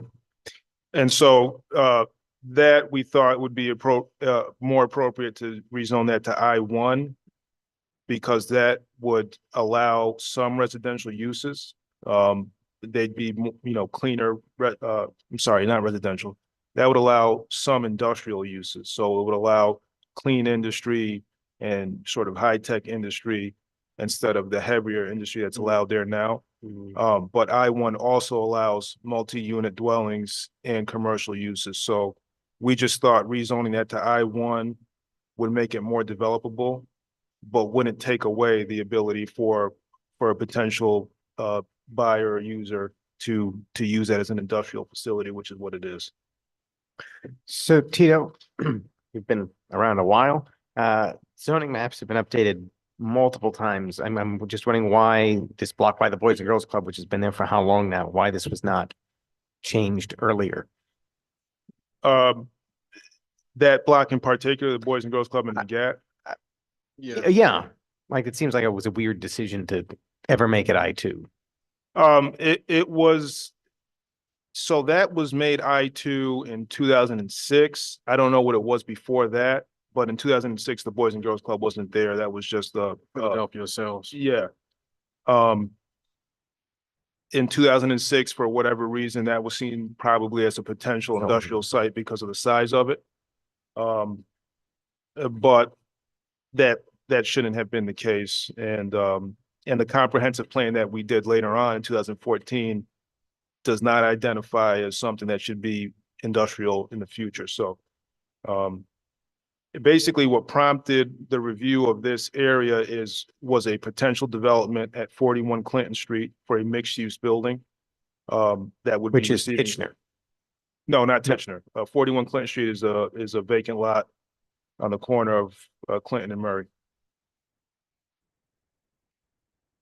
So Oh, yeah, okay, never mind. So there was a potential development there. When the planning department was approached with the proposal, usually the applicant will reach out before they apply and say, what's allowed here? This is what we're thinking, what application do we need to submit and so on. We realized that proposal was not allowed there because residential units aren't allowed in the industrial district. And so we took a look at the comprehensive plan to see what that said. That said that should be rezoned. And when we look at rezoning, we try to do a review of the entire area rather than rezoning one parcel, which is inappropriate. It's called spot zoning. So we did a review of the entire area and we identified things that should be rezoned according to the comprehensive plan. And because the comprehensive plan is 10 years old, we looked at some things that maybe weren't identified in the comprehensive plan that we thought should be changed now. And that's what prompted this. We probably should at some point do a citywide rezoning. But that requires a lot of resources. And so now it's kind of on a case-by-case basis. We'll review smaller, clusters at a time. So it's my mental block on 41 Clinton. I always think it's the other corner of Murray. That's, anyway. My question to help me understand this by looking at this map, this updated map. Your C4 neighborhood commercial. I see next to the Boys and Girls Club is all the way down to Murray and further. Are those considered mixed or is it just considered considered just commercial buildings? So all of the red is the existing C4 neighborhood commercial. Mixed use buildings are allowed there. Some of those parcels have just houses on them. Some of them have just commercial uses on them. And several of them will have storefronts on the ground floor with an apartment. Apartments on top of it, because Yeah. I mean, most of that is. Some of those are quite a building like the Ward, the bar, Right. they have those apartments, especially also Bodega. And then there's that one clothing and shoe store that's right there on the corner. Right. Murray and Clinton. So all of those variations are allowed. Strictly multi-unit, strictly commercial and mixed use are all allowed in the C4. Okay, all right. We got it. Oh, you still going? No, I wanted to understand the map a little bit more and understand. Thank you. Thank you. Thank you very much. So speaking of 41 Clinton Street, so right now that's part of the First Ward Action Council's scattered development project. So if this zoning doesn't change, it would be that project couldn't happen. Correct, yeah. They could apply for a use variance to allow them to put residential in the industrial. That would most likely be denied. You have to meet several tests. You have to pass several tests to have a use variance granted. One of which is it can't be a self-created hardship. And this would be self-created because they are looking to develop this lot knowing that the zoning doesn't allow the use. So it just by default they could apply, but it would be denied. Thank you. Any other questions for Tito? No, all right. So we're gonna. Yes. You want to introduce the next piece, I'd but like to introduce myself. yeah, go ahead. Next we have RL 24-96, an ordinance to amend the code of the city of Binghamton, chapter 410 zoning, article 7, section 410. And the presenters are myself and Councilman Kavanaugh. And this is in planning with the chair, Councilman Hotchkiss. So again, I'll start by just kind of saying, if you haven't watched the planning committee meeting, please watch the planning committee meeting to see this discussion.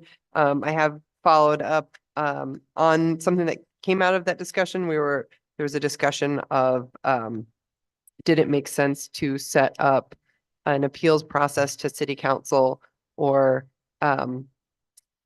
make a change by right within a certain zoning. And with that, with my conversation with Corporation Counsel, the appeals process is not an option. Basically, I don't know if you want to jump in, but it was a section, the Article 78 is the way to appeal. Yeah, so under the general city law, appeals from the ZBA or planning commission are limited to the Article 78 process, which would be through Supreme Court. And council president has copies of both of those laws. I can certainly forward those to council. Yep. So that brings us back to kind of the original proposal that Councilman Kavanaugh brought forward to change I-1 Urban Business Park to allow social services by right. Right now they are allowed by permit. So it's, I don't know if people have questions on it. Were people able to watch the video? I was Do we know what we're talking about? I watched it. Okay, great. So. Is there any questions? Otherwise, okay.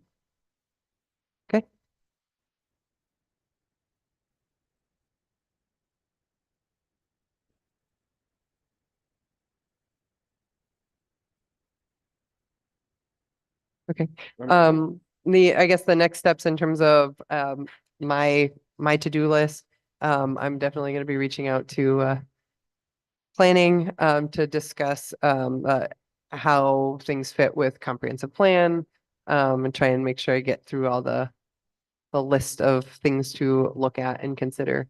Um, So I would motion that this stay in committee okay, rather than go to next business meeting. yes, okay. So that was a motion? Yes, Is there a second? refer back to committee. I'll second it. Okay, great. Um. Take a roll on this.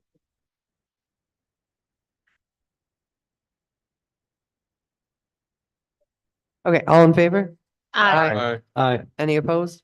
Okay, great. So we will continue to work on this and I will follow up on the advice of council. But we'll have to go, I mean, with the, it's more than 25 acres, so we're talking type 1 action, so long environmental assessment form, going to planning, county planning, there's a lot of steps if we're pursuing this. Correct. Plus referring back to the planning commission for their recommendation.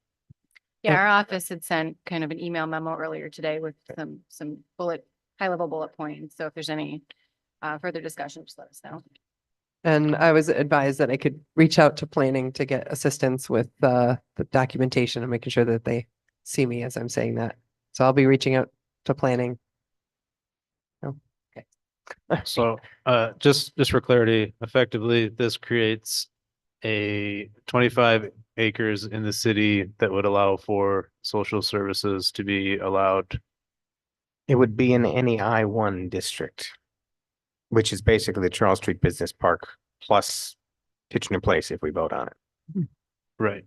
I think, I feel like it's worth reiterating. We're just talking about this climate action plan and the need to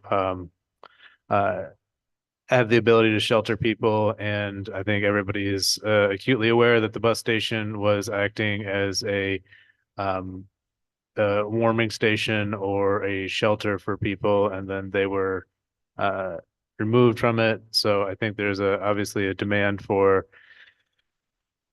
warming stations that is unmet and should be more. I don't know. I think we should take it pretty seriously that that's something we need to address in our community. That's all.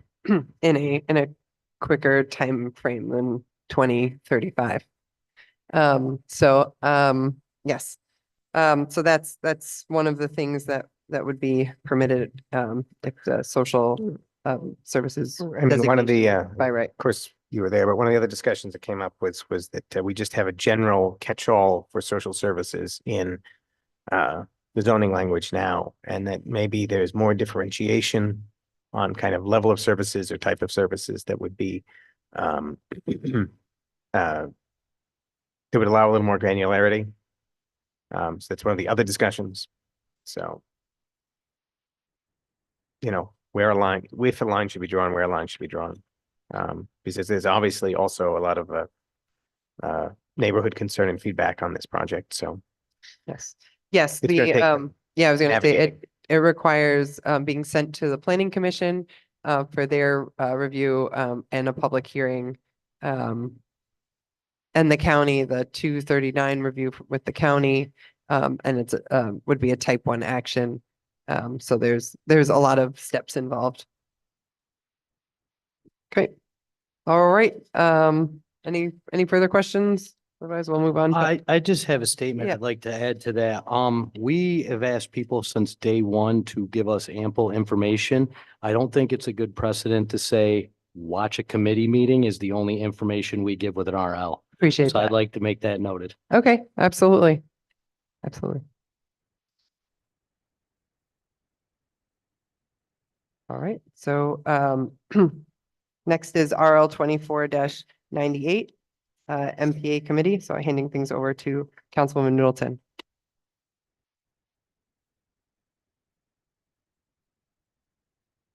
Oh, you can sit down, Sam, sorry. Hi, Sam. This is RL 94-98. a resolution authorizing a Binghamton Pride Coalition to conduct a firework display on June 8th, 2024. Yep, so I'm back down here to talk about fireworks again. As you all know, fireworks applications are processed through the clerk's office. This is from a local organization, Binghamton Pride Coalition, to conduct a fireworks display on June 8th, 2024. The fireworks display will be conducted in the river near the Peacemaker stage site.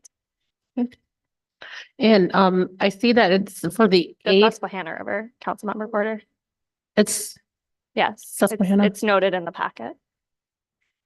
so I see that it's for the 8th. Does this need to be expedited? Yes, it does need to be expedited. And I'll make a motion to expedite it. I'll second. Seconded by Councilwoman Middleton, seconded by Councilman Dundon. Take a roll. Councilmember Porter. Aye. Councilmember Middleton, Aye. Councilmember Dundon, Aye.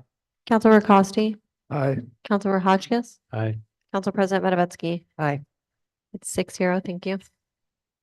All right. It's RL 24-98 has been expedited to Wednesday's meeting, assuming it's signed out. I don't have any other questions about it if anyone does. So it's in the middle of the river? Yeah. So the way that it works from a safety perspective, from the fire marshal's perspective, and they did this last year and it was approved and it went off without any issue, is that it happens in a floating platform in the middle of the river, right behind Peacemaker stage.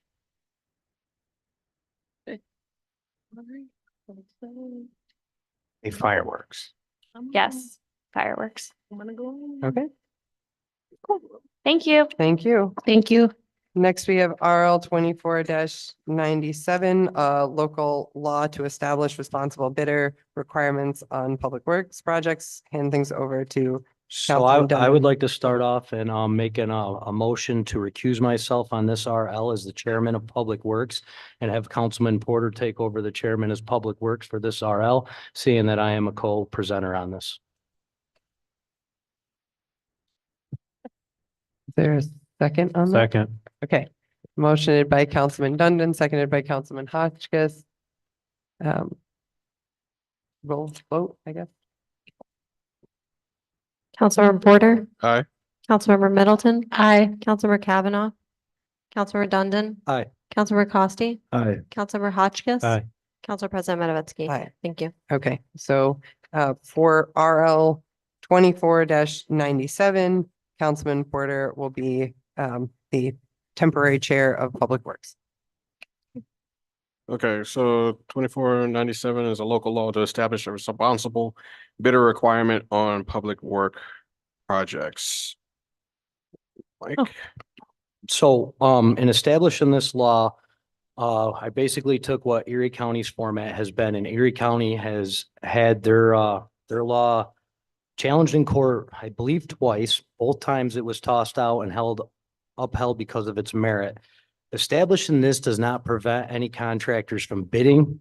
It protects taxpayers' money. It makes us fiscally responsible. And we also has the provisions where we can give a credit towards local contractors. So that way we can, help keep people here working locally. And it also has sanctions. So yeah, the Department of Labor has their willful sanctions. But this way, if somebody comes into the city and they violate this law, for the first violation, they can't perform on any work for 6 months. Second violation would be 3 years. And then the third violation, they can permanently no longer bid work in the city. I just think this would be a good law just because we have had out-of-town contractors in the past come in and do shoddy work or be bad actors, as we call them. The one that sticks out in my mind the most, and even Mayor Cram has agreed with me, was Marv Restoration and the way they screwed up our no longer Collier Street parking ramp and how we ended up with just a parking lot. And they still ended up receiving their contract of $1.5 million.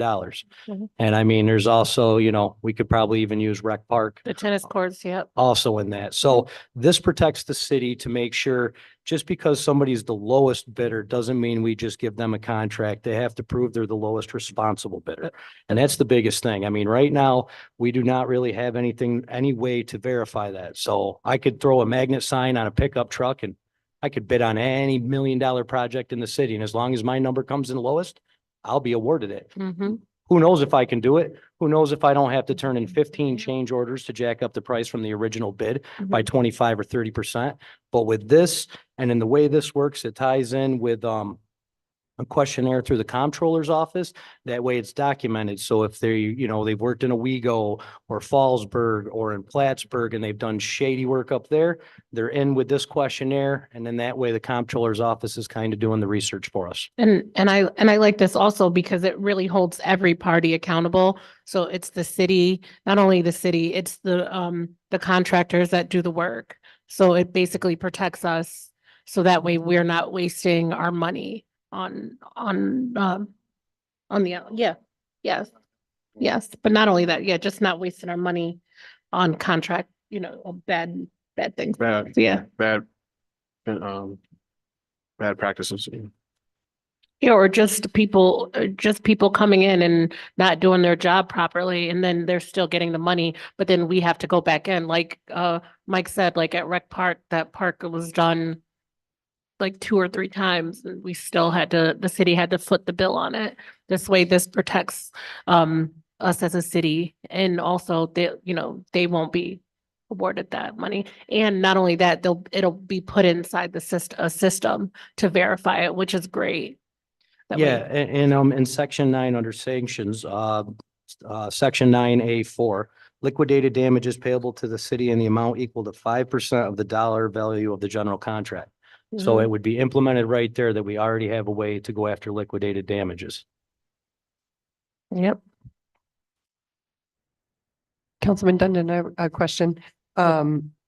So I think you mentioned in a side conversation with me that other cities have put this in place. Could you share that? So the county that uses it, that's actually held up in court, and even the procurement lawyer from NICOM has expressed to somebody I talked to, that is the one you'd want to use as a template. It's the only one that's ever held up in court. That's basically that if you're going to do one, that's the one to pick, and that's the one I picked. So the only thing I changed in it was I got rid of where it said Erie County and I added city of and blank for us to add the city of Binghamton. The rest of it, if you compare them to each other, they're basically identical. I wanted to make it easy for corporate counsel, and I wanted to, get something on the books that will protect not only the city and our dollars, but also, being a union guy, I'm always trying to get local people to work, and this will give an incentive to want to give it to local contractors. It's really good. Anyone else? Okay, I had something. Councilman Hotchkiss. It'll come back to me. What's so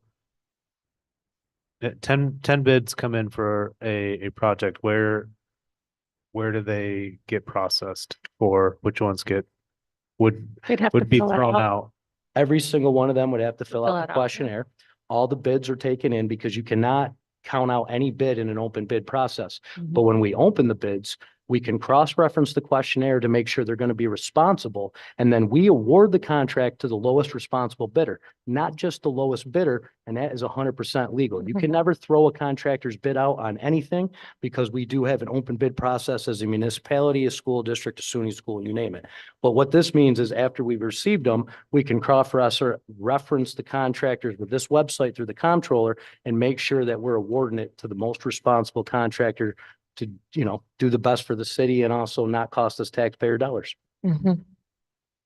And how does it promote local labor then? Because it's like, if you could be So section responsible. 6, Nate, section 6 has a credit towards the bid award. So it has 3 different criterias on how, if the city can apply a credit equal to 5% or $50,000, whichever is less, to somebody that it says located in the county. And then you also have, right underneath that, if a local bidder 1% or up to $10,000 if they're in an adjacent county, or 2% of $20,000 if their local workforce, which is at least 25% of the bidder's construction employees, reside in the county where the work is to be performed. And that doesn't change the bid amount. The bid would still be $1 million, but we can give that credit so then that contractor will say if it's $1 million bid, like in the example, they receive a $50,000 local bidder credit. All they have to do now is bid up to 950,000. It's good. Very good. Mike, do you know how common it is for most contracts and stuff to be on the comptroller's website already? Like, is it widespread that people are answering the questionnaire or? Well, so this has been going across the state. So the local bidders, some of them that already have apprenticeship language or other local law language that is in place, they're trying to remove this. But the comptroller's website for the New York State VENREP system has been in effect for, I don't know, probably 10 or 15 years. But I mean, yeah, every contractor, depending on the municipality, like we've never used it. So we have no contractors going into it. But I know Syracuse utilizes it for some of their bidding stuff. I know Albany does. So it's a system that's been around, it's been used. It's just one that we've never used. And they don't have to fill out a paper copy. They can do it online. I just gave everyone a paper copy so that way it was in the record. And it's something that with the law that you would fill out before you put in your bid. So that way, because at a bid process, after you open and read the bids, well, then you have to decide who you're going to award the contract to. That's when they can go and cross-reference with the questionnaire. Wow, I'm dry mouth. So if it's a brand new company that's making a bid and they have no history, how does that work out? Then they would be awarded the bid the same way we've always done it. And then if they don't do any good, we would have them in the system to protect other communities. And what if I'm a brand new construction company and I got a little bit over my head trying to do the rec park? So if you're a brand new construction company, how do you have the workman's comp, the disability, the unemployment insurance to even match a contract? Don't what if me, Nate. They could still bid it. If they're obviously not in the system, then the due diligence of who goes through now and awards them would have to just do their best.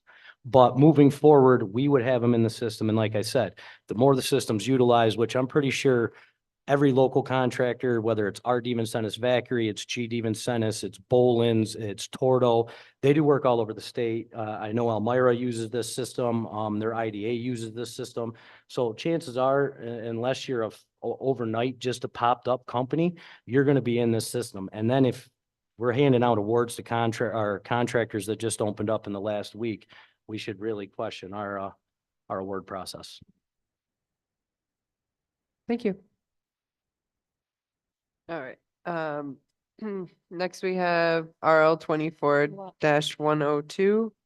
An ordinance to amend the City of Binghamton Charter 26-3 inspection of city departments. And we have that in rules and special studies with Councilman Hotchkiss.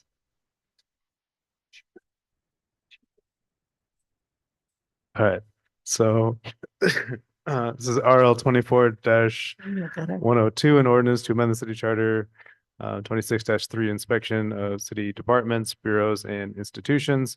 So within the city charter, the city council section that I think most of us are fairly familiar with, there's the section about inspections. And I put this forward because I think there could be a little bit more clarity about the information that should be made available to city council people.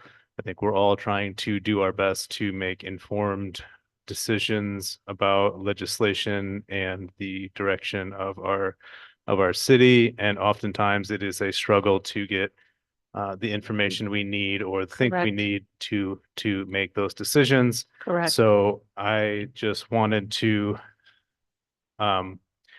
kind of clarify and reiterate what we think we should already be getting. And I think that this charter amendment, that's my intention with this. And it's been pointed out to me from Corporation Counsel that we might be potentially the language is a bit too broad and we might be violating some Yes. privacy concern. So that's not really my intention. I just want to have information to make informed decisions. And yeah, I think that's what we all want.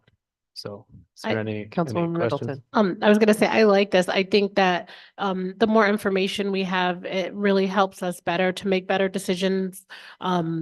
Because we're not informed on a lot of things, the public might think that we're not trying to do work or pass legislation because we don't have the information. And not having the information does take longer to get things done.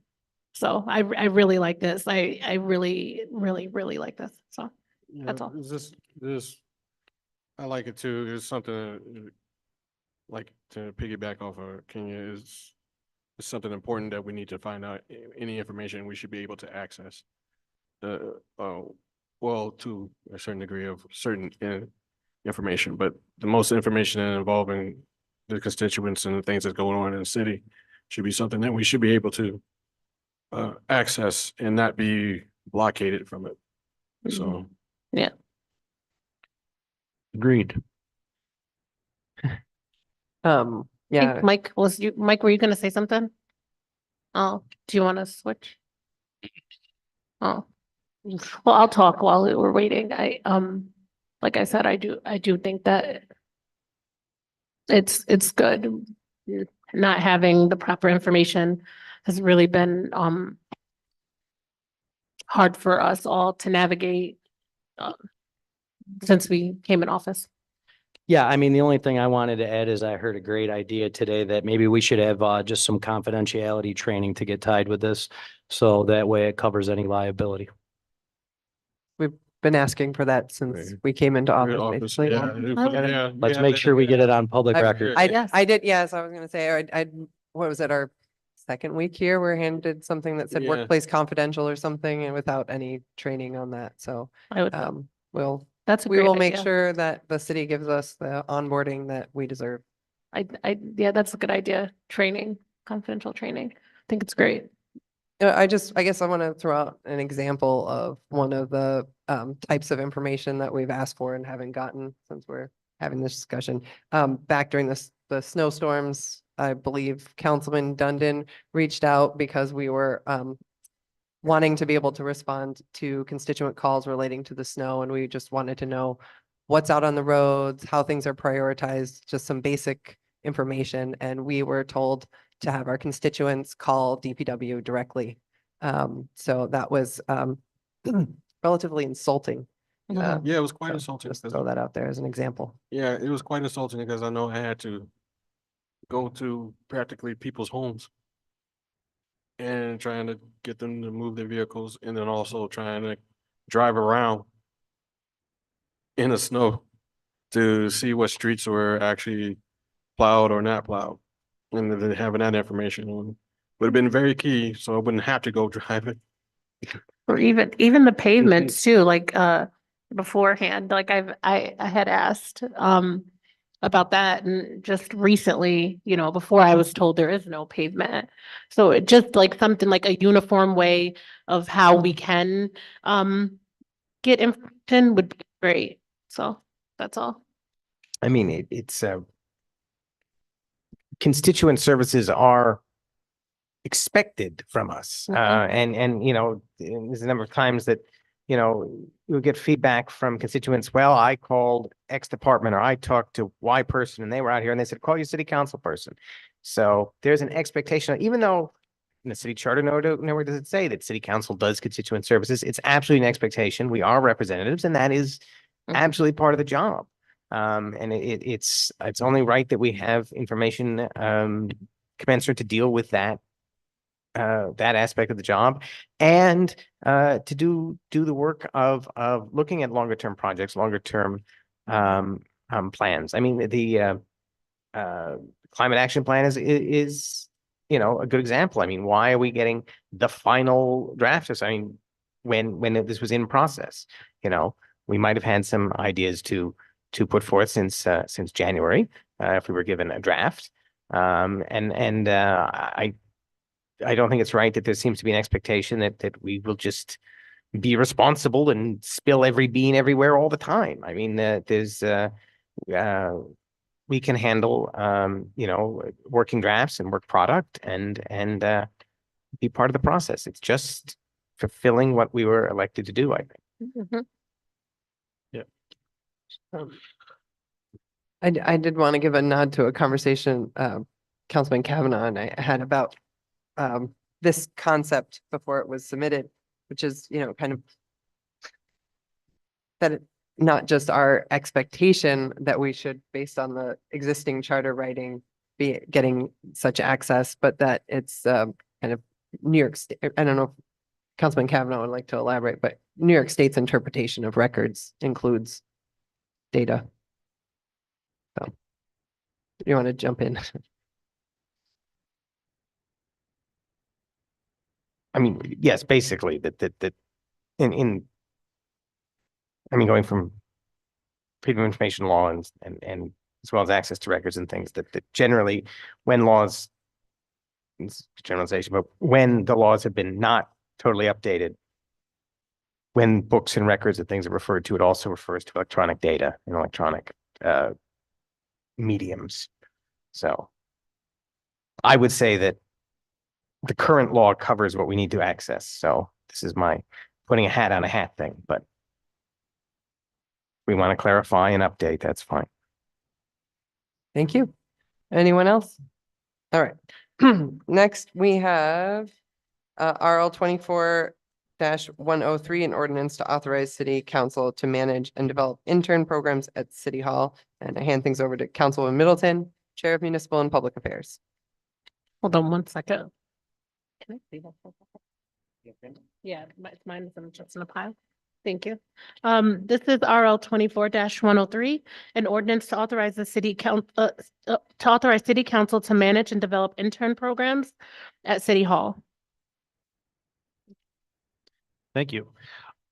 So I brought this forward because I am not sure it's clear that we're able to have interns. A few students had approached me asking if there was an opportunity to do an internship with either me or with city council, and where they would apply.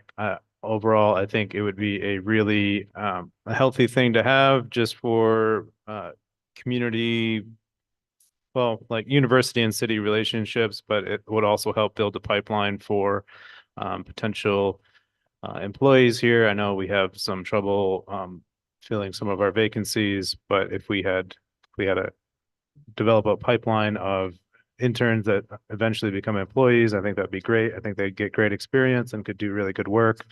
We've got a lot of talented students, specifically, I think it would apply through the MPA program, which is like right at the downtown center. So it's just like across the street, basically.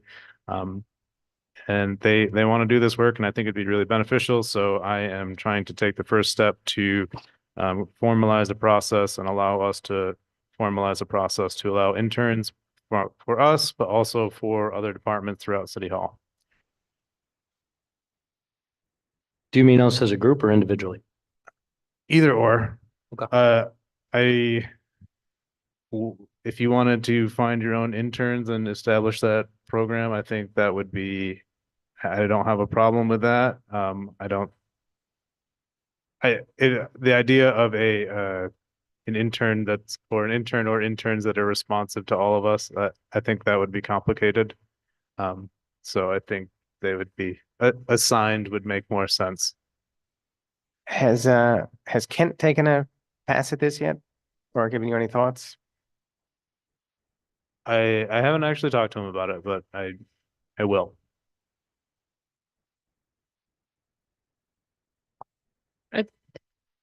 Councilwoman Middleton? Oh, no, I think that is a great idea when you spoke about how getting young people involved, and also it would potentially help with filling some of the jobs in the city. I think that's really, really good. I actually spoke at an MPA class, and a lot of people don't, and a lot of students don't really know much about the city that they're residing in for school, and I think that's a great thing.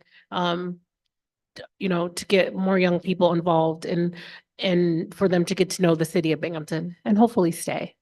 So, yeah. And non-traditional aged Yeah. students. Yes. Yeah. Yes.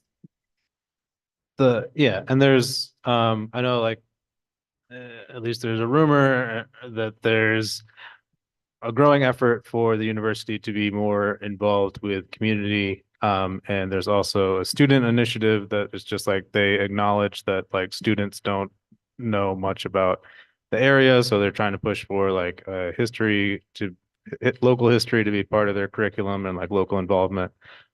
So this would like help their efforts, but I think it's a mutual mission to have a better understanding because there's definitely still a town and gown divide. But this would be one little piece of the puzzle and help us do work. Lastly, it was brought to my attention that there was a previous effort of the MPA department to establish a program and it had garnered over 100 signatures. And I think we could do the same thing again if we wanted to, but I just want to move forward with this eventually. Thank you. Did you want to expedite this? He's No, gonna probably have to It is look at definitely it. not ready. Yeah, no, It it's is not ready yet. It's not ready. He's There are gotta- things to iron out. I wanted to introduce this, get feedback, Okay. have it bounced it's around. Not ready yet. But yeah, So there are are we people that just- wanted to be my intern like this summer. So it's like, well, that's a missed opportunity, but we can, there's always next summer, like the spring or fall or whatever. So Do you want a motion to send it back to committee? I just You're just requesting people don't sign it out. it won't be at the business meeting, Right. right? Yeah. It'll be, June, yep, give me that's 2 weeks to sufficient. figure it out. okay, all right. Thank you. All right, and with that, is there a motion to adjourn? I'll make a Sure. motion. Motion by Councilwoman Middleton, seconded by Councilman Porter. All right, all in favor? Aye. Any opposed?